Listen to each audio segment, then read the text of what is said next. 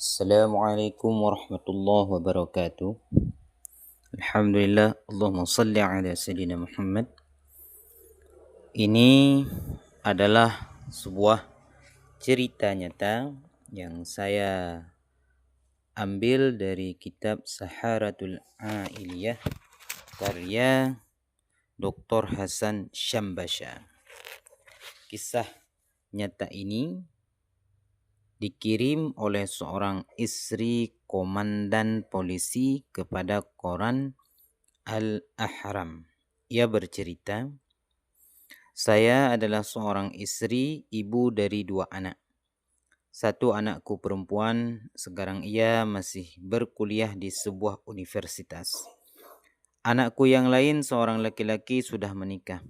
Kami tinggal di salah satu komplek di kota Kairo. Dalam kehidupan sehari-hari, saya memiliki pembantu rumah tangga untuk membereskan rumah dan mengurus anak.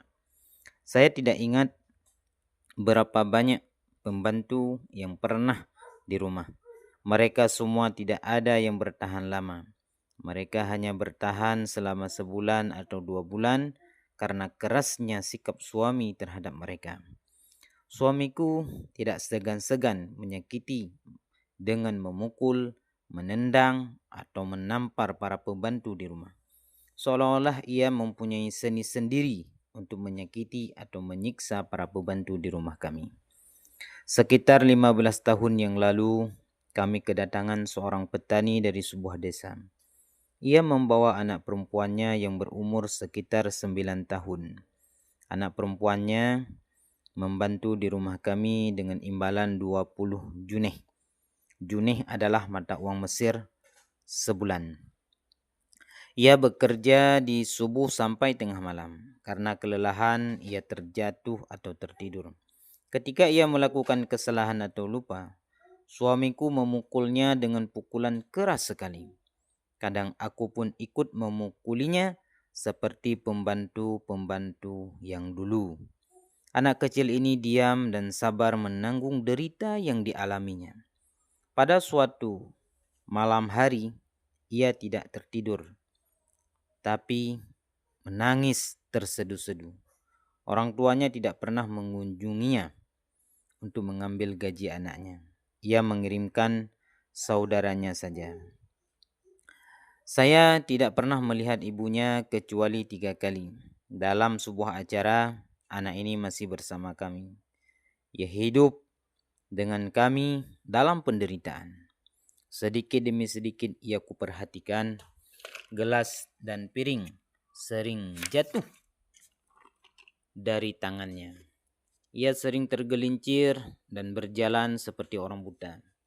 Walaupun begitu, kami tidak sama sekali menyayanginya. Ia tetap terus bekerja, membersihkan rumah.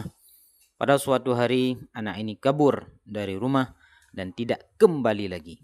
Kami pun tidak mencarinya dan tidak memerhatikannya. Setelah beberapa tahun kemudian, anak laki-lakiku menikah dengan seorang perempuan yang sangat cantik. Genaplah kegembiraan keluarga kami ketika kami mendengar ia mengandung. Lahirlah anak yang dikandung, namun apa yang terjadi? Rupanya anak yang lahir itu buta, tidak bisa melihat. Berubahlah kegembiraan kami dengan kesedihan yang mendalam. Suamiku mengatakan kepada istri anakku, "Tidak usah hamil lagi, nanti terjadi bencana lagi." Namun dokter menenangkan bahwa menantuku mustahil akan melahirkan anak yang buta lagi. Menantuku hamil lagi untuk kedua kalinya. Lahir bayi dengan warna merah kekuning-kuningan.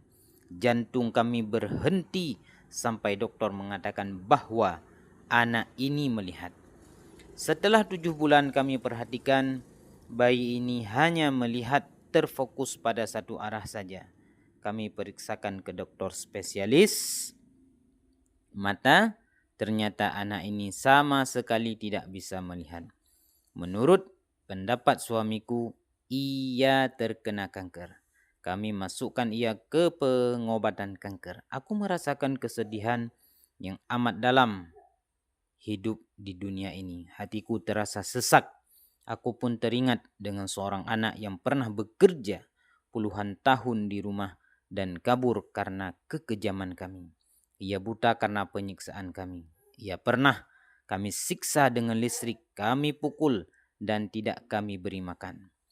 Aku bertanya kepada diriku, apakah ini hukuman dari Allah terhadap kami yang telah melakukan semua itu terhadap anak perempuan itu? Aku pun mencarinya di setiap tempat sampai aku temukan rupanya ia sudah menjadi pembantu di sebuah masjid. Ia ku ajak kembali ke rumah agar bisa menemani kami dari sisa hidup kami. Betapa gembiranya kami ketika ia mau kembali ke rumah setelah selama ini penuh dengan kenangan pahit. Tinggallah anak ini di rumah kami. Bukan lagi ia yang mengurus kami, tetapi sekarang kami yang mengurus hidupnya. Kedua cucuku yang semuanya buta, semoga Allah Subhanahu wa taala mengampuni dosa-dosa dan kesalahanku yang lalu. Aku sampaikan kepada orang yang sudah dicabut sifat rahmah di dalam hatinya, sesungguhnya Allah itu tidak tidur, maka jangan sakiti orang lain karena akan datang hari penyesalan terhadap apa yang telah kamu lakukan dahulu. Itulah pesan terakhir dari seorang istri komandan polisi. Mudah-mudahan menjadi pelajaran untuk kita semua. Sekian, Assalamualaikum warahmatullahi wabarakatuh.